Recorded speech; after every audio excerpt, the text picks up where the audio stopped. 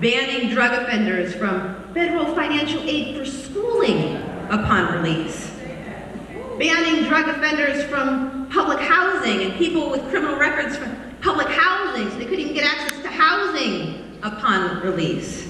It was the Clinton administration that championed the law banning drug offenders from food stamps for the rest of their lives.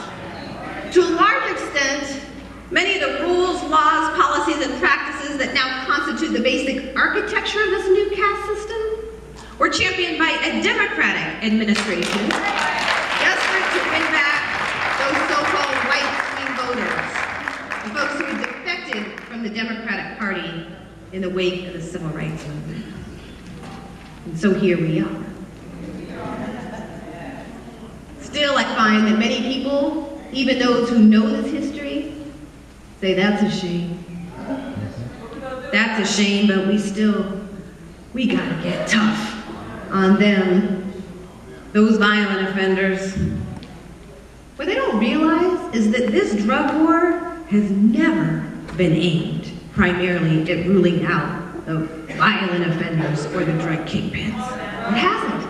Federal funding in this war has flowed to those state and local law enforcement agencies that boost the sheer numbers of drug arrests. It's been a numbers game.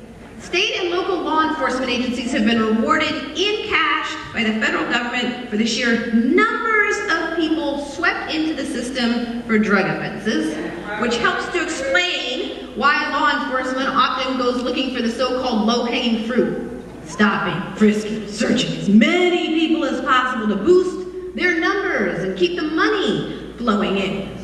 And to make matters worse, federal drug forfeiture laws allow state and local law enforcement agencies to keep, for their own use, up to 80% of the cash, cars, homes seized from suspected drug offenders. You don't have to be convicted, just suspected of a drug offense. And law enforcement can take your cash, can take your cars. And you're not even entitled to an attorney to fight and to get it back.